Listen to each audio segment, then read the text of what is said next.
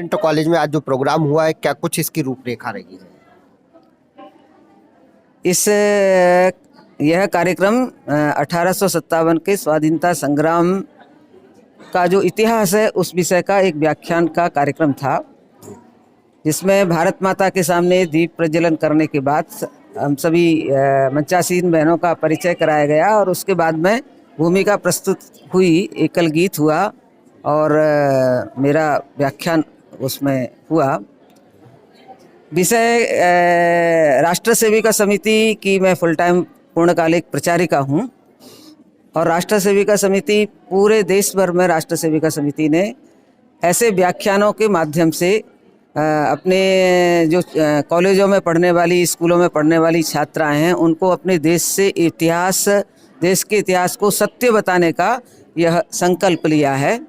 हमारे पूरे देश भर में जैसे अपना ये जनपद है, ऐसे एक एक जनपद को लेकर के वहाँ के का जो स्थानीय इतिहास है, जिस इतिहास को कहीं किसी ने देखा नहीं, ऐसी हस्तलिखित पत्रिकाएं भी जगह जगह उस इतिहास का संकलन हमारी बहनें कर रही हैं। तो इसी प्रकार से स्वाधीनता से संबंधित जो अलग अलग विषय हैं, उन विषयों के व्याख्यान पूरे देश भर में सब जगह हमारी एक पूरी टीम है। लगभग हमने पूरे देश भर में वक्ता बहनों की बहुत बड़ी टीम तैयार की है, स्टेट लेवल तक, जो पूरे स्थानों पर जाकर के इन विषयों को रख रही हैं।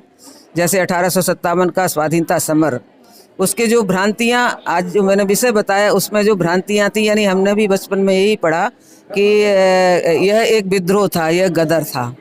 लेकिन वास्तव में जब हमने स्वतंत्र वीर सावरकर का जी का इतिहास पढ़ा, जिस इतिहास को उन्होंने पूरे डॉक्यूमेंट्स के साथ में, पूरी प्रामाणिक तथ्यों के साथ में, ये तथ्य उनके द्वारा, अंग्रेजों के द्वारा ही, ब्रिटिशों के द्वारा ही एकत्रित किए हुए तथ्य थे, उनकी लाइब्रेरी के तथ्य थे, उनके द्वारा वो इतिहास उन्होंने लिखा है, जिसके आधार पर हम यह स्पष्ट रूप से ये हमें ज्ञात होता है कि वो केवल गदर नहीं था या जैसे गोलियों में वो लगाया हुआ था, मतलब सुअर की और गाय की चर्बी थी, इसके कारण सैनिकों में विद्रोह हो गया, ऐसी बात नहीं है।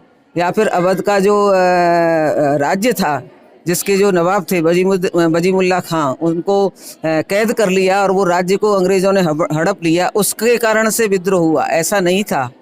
ये नैरेटिव जो है गलत बनाया गया और इतिहासकारों ने भी स्वतंत्रता के बाद भी जो इतिहास लिखा उसमें भी यही नैरेटिव बताया। वास्तविक जो सही चीज़ है वो यह था कि 1757 में जो क्लाइव के साथ में प्लासी का युद्ध हुआ, उस समय जो भीषण नरसंहार हुआ, भारतवर्ष के जितने भी राजा थे उस युद्ध में लड़ने के लिए गए, वो पहला ऐसा कारण हुआ। तब उस समय पर जो भारतवासी थे उन्होंने ये संकल्प किया कि हमको अपनी भारत माता की आज़ादी की बेड़ियों को काट करके अपने राज्य को, अपने देश को स्वतंत्र कराना है। परंतु कोई भी काम बहुत धीरे धीरे से, सामाजिक जन क्रांति वो एक दिन में नहीं होती है। उस जन क्रांति को होते होते लगभग 100 वर्ष लग गए और उस समय जितने भी जो अंग्रेज़ों की जो नीतियां थीं, उनके द्वारा बनाए हुए जितने एक्ट थे, जैसे उदाहरण के रूप में बारिश को स्वीकार नहीं करना, इसमें नाना साहब पेशवा भी ऐसा ही राज्य था, झांसी का भी ऐसा राज्य था, नागपुर का भी ऐसा राज्य था। तो बारिश को स्वीकार नहीं करना, ऐसे उनके मतलब उनके कारण थे, उनके अत्याचार, उनके दुराचरण, उनका महिलाओं के साथ में महिलाओं का अपमान करना, शोषण करना, हमारे खेतों को जला देना और सारी हमारी शिक्षा की व्यवस्था को ध्वस्त कर देना, केवल शिक्षा इसके लिए कि उनकी सत्ता यहाँ पर बनी रहे, ऐसा काम जो है वो अंग्रेज़ों ने किया। इस सब कारण से भारतवर्ष का समाज आंतरिक रूप से संगठित हुआ और उनके मन में उन्होंने गीता से प्रेरणा ली। गीता से प्रेरणा लेकर के जो श्री कृष्ण जी ने गीता में कहा है कि यदा यदा ही धर्मस्य ग्लानिर्भवति भारत, तब तक उनको ये पता नहीं था कि हम इतने वर्षों से गुलाम हैं, तो हमारे देश में हमारे धर्म का कितना ह्रास हो गया है।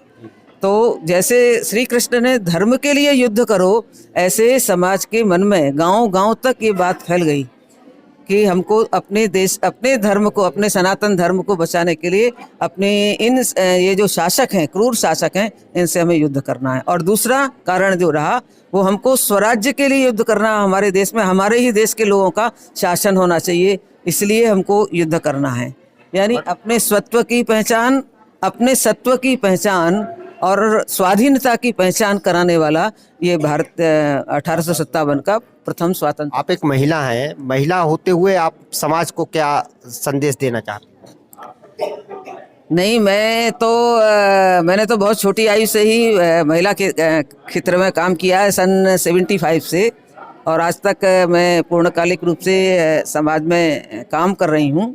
मेरा ये संदेश है सभी अपने देशवासी बहनों से कि हम को इस राष्ट्र की चेतना बनना है, इस राष्ट्र की प्रेरणा बनना है, इस राष्ट्र की संस्कृति को बचाने वाली संरक्षिका बनना है। ये राष्ट्र और ये स्वाधीनता अमर तभी रह सकती है जब भारत की महिलाओं के मन में, भारत की युवतियों के मन में, भारत की माताओं की प्रेरणा के द्वारा ये सारा विषय जाएगा तो भारत का समाज जागृत समाज रहेगा और इस भारत की भक्ति जागृत रहेगी। इस भारत की भक्ति जगाने के लिए माताओं को, युवतियों को अपने चारों तरफ रहने वाले जो भाई, पिता, पुत्र हैं, उन सबको प्रेरणा देनी चाहिए। राष्ट्र सेविका समिति की भी प्रार्थना में एक श्लोक है, पिता पुत्र भ्रातृंश भरतारमेवं सुमार्गम प्रति प्रेरयन्ति मिह।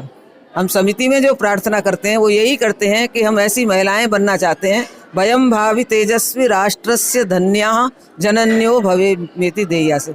हमारे जो जीवन का लक्ष्य, यानी महिला के जीवन का लक्ष्य होना चाहिए इस राष्ट्र को तेजस्वी बनाना।